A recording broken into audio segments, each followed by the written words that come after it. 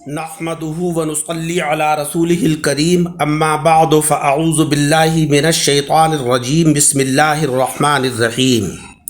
سامعین کرام، ہر مومن کی یہ آرزو ہوتی ہے کہ قیامت کے دن جب ہمارے اعمال تولے جائیں تو نیکیوں کا پلہ ہمارا بھاری ہونا چاہیے۔ اللہ تبارک و تعالی ہماری نیکیوں کے اندر برکت عطا فرما دے۔ اس سلسلے میں جناب خاتم النبیین اشرف المرسلین محمد الرسول اللہ صلی اللہ علیہ وسلم نے فرمایا کہ قیامت کے دن مؤمن کے میزان میں اخلاق حسنہ سے بھاری کوئی چیز نہیں ہوگی، یعنی جس کے اخلاق سب سے اچھے ہوں گے اس کے ترازو کا پلہ بھی بھاری ہوگا۔ اور اللہ تبارک و تعالی بے حیا بد زبان سے نفرت کرتا ہے، یعنی جس کے اندر حیا اور شرم نہیں ہوتی ہے، بدتمیز اور بد زبان ہوتا ہے، اللہ تبارک و تعالی ایسے شخص سے نفرت کرتا ہے۔ معلوم ہوا کہ ہمیں خود کو بہترین اخلاق سے متصف کرنا چاہیے اور بد زبانی سے ہمیں اپنے کو بچانا چاہیے۔ عبادتیں صرف جائے نماز پر ہی نہیں ہوتی ہیں، بلکہ عبادتیں میٹھی زبان، دھیمے لہجے، ہمدردانہ اور عاجزانہ رویوں سے بھی ہوتی ہیں۔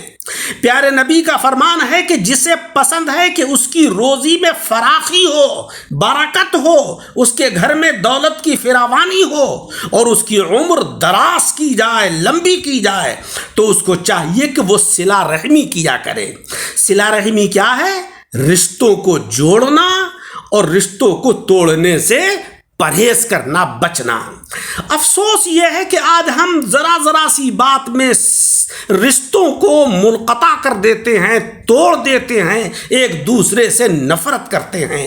یہ نہیں ہونا چاہیے، رشتوں کو جوڑنا چاہیے، اور کوئی بات دل کو ناگوار لگ جائے تو اس سے درگزر کر دینا چاہیے۔ بے حیائی جس چیز میں بھی ہوتی ہے اس کو عیبدار اور بدنما بنا دیتی ہے، اور حیا اور شرم جس چیز میں ہوتی ہے اس کو خوبصورت اور خوشنما بنا دیتی ہے۔ لہذا ہمیں حیا اور شرم کرنا چاہیے۔ اسلام کے اندر حیا کا بڑا مقام ہے۔ پیارے آقا نے فرمایا کہ الحیاء شعبۃ من الایمان، ایمان کا ایک شعبہ ہے حیا۔ جس کے اندر حیا اور شرم ہوتی ہے وہ گناہوں سے اپنے کو بچاتا ہے اور نیکیوں کی کوشش کرتا ہے۔ جس دل میں امید نہیں اس دل میں اللہ تبارک و تعالی نہیں ہوتا ہے۔ قرآن عظیم میں ہے لا تقنطوا من رحمت اللہ، تم اللہ کی رحمت سے نا امید مت ہو۔ مومن کو کبھی اللہ کی رحمت سے نا امید نہیں ہونا چاہیے، حالات کیسے ہی خراب کیوں نہ ہو۔ یاد رکھیے ہر کوئی تمہیں ٹھکرا سکتا ہے، مگر ایک ہمارا رب ہے جو ہمیں کبھی نہیں ٹھکرا سکتا، چاہے ہمارے گناہ ریت کے ذروں کے برابر ہی کیوں نہ ہو جائیں۔ جناب رسول مکرم صلی اللہ علیہ وسلم نے فرمایا کہ اللہ کے ساتھ کسی چیز کو شریک نہیں کرنا چاہیے، خواہ تمہیں ٹکڑے ٹکڑے کر دیا جائے، تمہیں جلا دیا جائے، اور فرض نماز جان بوجھ کر ترک نہیں کرنا چاہیے۔ جس نے فرض نماز کو عمدن ترک کیا، قصدن چھوڑ دیا، اس سے اللہ تبارک و تعالیٰ کی حفاظت کا ذمہ جاتا رہتا ہے۔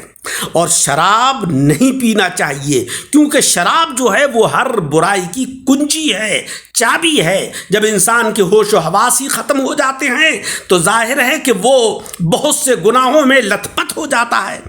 یہ ضرور ہے کہ زندگی کی مصروفیات نماز کو مشکل بنا دیتی ہیں کہ بھائی ہمارے تو تجارتی امور اتنے اہم ہیں اور اتنے بھاری بھرکم ہیں کہ ہمیں نماز کا وقت ہی نہیں ملتا۔ لیکن یہ بھی یاد رکھیے کہ نماز مصروف زندگی کو بھی آسان بنا دیتی ہے، لہذا نمازوں کی پابندی کا خوب اچھے طریقے سے اہتمام کیجیے۔ اگر موت کے بعد اپنی مرضی کی زندگی گزارنا چاہتے ہو تو موت سے پہلے رب تبارک و تعالیٰ کی مرضی کی زندگی گزار لیجیے، انشاءاللہ کامیابی ہوگی۔ حضور علیہ الصلاۃ والسلام کا ارشاد عالی ہے کہ میری ساری امت جنت میں جائے گی سوائے ان کے جنہوں نے انکار کیا۔ حضرات صحابہ رضی اللہ تعالیٰ عنہم نے عرض کیا کہ یا رسول اللہ انکار کون کرے گا؟ آپ علیہ السلام نے فرمایا کہ جو میری اطاعت کرے گا، میری پیروی کرے گا، میری تعلیمات کے اوپر عمل کرے گا وہ جنت میں داخل ہوگا، اور جو میری نافرمانی کرے گا اس نے انکار کیا۔ عزیزوں، کتنے افسوس کی بات ہے آج ہم شریعت مطہرہ کے اوپر عمل کرنے سے گریز کرتے ہیں، بھاگتے ہیں، اعراض کرتے ہیں۔ ہمیں یہ چاہیے کہ ہم زندگی کے ہر پہلو کو شریعت مطہرہ کے مطابق گزاریں۔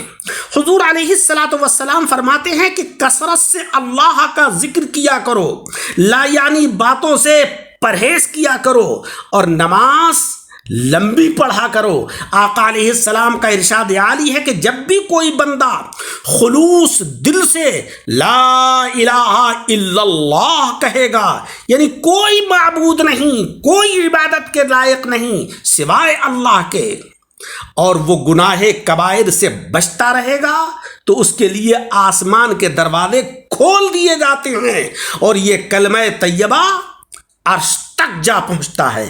پیارے عزیزوں، دنیاوی زندگی کو غنیمت جانیے اور آخرت کی تیاری کیجیے۔ آخرت کی کامیابی ہی ایک مومن کی حقیقی کامیابی ہے۔ آقا علیہ السلام فرماتے ہیں کہ قیامت کے روز سورج 1 میل کے فاصلے پر ہوگا اور اس کی گرمی میں بھی اضافہ کر دیا جائے گا، جس کی وجہ سے لوگوں کی کھوپڑیوں میں دماغ اس طرح ابل رہا ہوگا جس طرح ہانیاں جوش مارتی ہیں۔